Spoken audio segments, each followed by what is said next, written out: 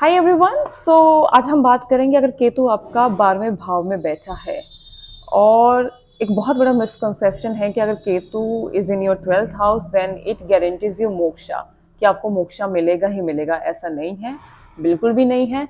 Even अगर आप थोड़ा अच्छे से एस्ट्रोलॉजी पढ़ें तो केतु जो 4th हाउस में होता है वो काफी स्ट्रॉन्गर रहता है as compare to Ketu in 12th house. Yes, Ketu is karaka for your 12th house. Okay, Ketu is car का पूरे 12th हाउस। केतु क्या है? सेपरेशन है, डिटैचमेंट है। बट जब लिखने वालों ने एस्ट्रोलॉजी लिखा था उन्होंने सही वे में लिखा था। हमने आने वाले टाइम में पता नहीं क्या क्या कर दिया है। जब आपके 12वें भाव में केतु रहता है, Ketu 12th house, what is 12th house? जब आप अपना बेडरूम आप किसी के साथ शेयर करते हैं विद योर स्पाउस। जब एस्ट्रोलॉजी लिखा गया था you use to share your bedroom with your spouse. So वहां पर अगर केतु है तो आप थोड़ा लेस इंटरेस्टेड होते हैं शादी करवाने में। और चांसेस ऐसा होता है कि यू आर हाईली इंटरेस्टेड, आप शादी करवाना चाहते हैं लेकिन कोई आपकी लाइफ में नहीं आता है बिकॉज ऑफ योर चार्ट। जो हम चाहते हैं वो भी हम चार्ट के अनुसार चाहते हैं, जो हमें मिल रहा है वो भी हमें चार्ट के अनुसार मिल रहा है। सो बेसिकली अगर आपका केतु 12वें हाउस में है तो ऐसा नहीं है कि आप नहीं चाहते कि आपका विवाह हो, लेकिन वो विवाह फ्रूटफुल हो रहा है नहीं हो रहा है, totally depends on your 12th house condition कि केतु वहां पे कितना स्ट्रांगली बैठा है, क्या है क्या नहीं। सो केतु जब 12वें भाव में होता है तो डेफिनेटली 101% शादी में डिले या ऑब्स्ट्रक्शन या सेपरेशन रहता है। सी, मेरा पर्सनल एक्सपीरियंस है, अगर मैं कोई शादी की रीडिंग कर रही हूँ, अगर मुझे दिखा है वहां पे केतु 12वें हाउस में है तो मुझे एक रीजन पता लग जाता है कि इस यहाँ पे शादी का डिले क्यों हो रहा है। अगर वो 35+% चल रहा है, बट डिले उनका भी हो सकता है जिनका केतु कहीं और भी बैठा हुआ है, that's not a thing. But what I am saying कि Ketu in the 12th house, वहां पे सेपरेशन रहता है with your spouse, with your partner. अब सेपरेशन कैसे रह सकता है कि आप अब्रॉड चले गए, अब आपका वीजा लग चुका है लेकिन आपके स्पाउस का नहीं लगा, तो हम 12वां भाव देख रहे हैं कि आपका शादी टिका है या नहीं टिका है, या सेपरेशन है, क्या है। दूसरा, शादी करने में ही ऑब्स्ट्रक्शन आ रहा है क्योंकि केतु वहां पे बैठा हुआ है।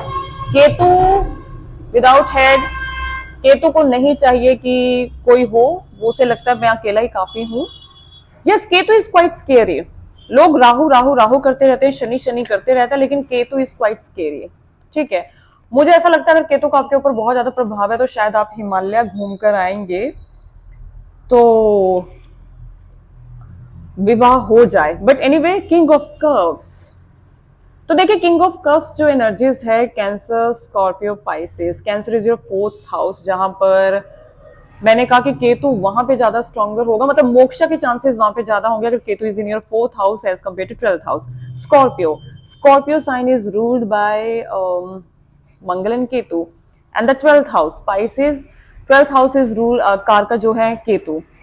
सो 12th हाउस आपका अकेलापन भी है। अब अकेलापन कैसे होगा? अकेलापन ऐसे भी हो सकता है कि आपने किसी को 2 चांटे मारे because of your Ketu, because Ketu doesn't think, Ketu सोचता नहीं है। आपने किसी को 2 चांटे मारे, आपको पुलिस आई, मंगल उठा के आपको जेल में डाल दिया, तो यहाँ पे आप अकेले पड़े, आपका विचारधारा चेंज हुआ और आपने कहा कि ओके अब मुझे मोक्षा चाहिए, भगवान का नाम जाप करना है। सो यहाँ पे भी केतु एक्टिवेट हुआ। दूसरा, आप अब्रॉड चले गए, सेपरेशन विद योर स्पाउस। तीसरा, बेडरूम में आप केतु को रखेंगे, no, Ketu doesn't feel comfortable with anyone, Ketu को अकेले रहना है। सो आपके अपने स्पाउस से नहीं बन रही है। तो ये जब सब लिखा गया था Ketu in 12th house gives you moksha, तो ये रीजन था कि केतु जब 12th हाउस में होता है तो डिटैचमेंट रहता है, सेपरेशन रहता है, लोनलीनेस रहती है, अकेलापन रहता है। और अगर 12th हाउस के जब एनर्जीज एक्टिवेट होती हैं तो ये सब आपको झेलना पड़ता है। सो जब कोई इंसान अकेला बैठता है, जब हम कहते हैं ना कि हम हिमालय में जा रहे हैं, हम वहां पर भगवान का नाम जपेंगे, दैट्स केतु एनर्जीज ओनली। अब आप हिमालय में जाके अकेले बैठे या केतु आपके 12वें हाउस में आपको घर में ही अकेला बिठा दे तो डेफिनेटली फिर तो मोक्षा मिलेगा ही ना। So we need to understand कि, बट सिंपली कहना कि केतु इन 12th हाउस आपको मोक्षा देगा, no, this is not true.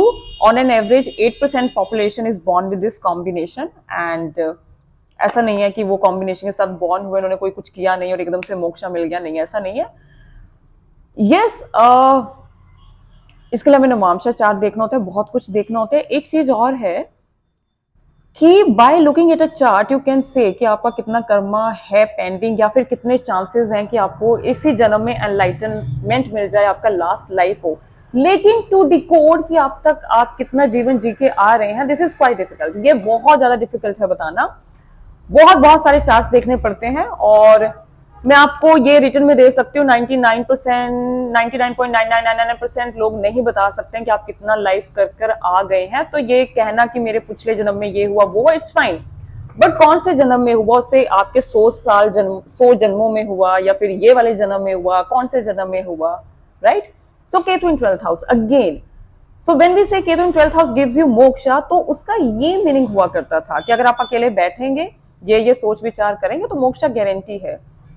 अब जरूरी नहीं है कि but yes, one thing for sure कि अगर केतु 12th हाउस में, क्योंकि 12th हाउस आपका बेडरूम है, when you share your space with someone else, जब आप देखते हैं कि आपका शादी विवाह कब होगा, तो आपको 12वें हाउस की एनर्जी सबसे पहले चेक करनी चाहिए, क्योंकि इट टेल्स यू कि अगर आप you are going to share your bedroom with someone else और नॉट।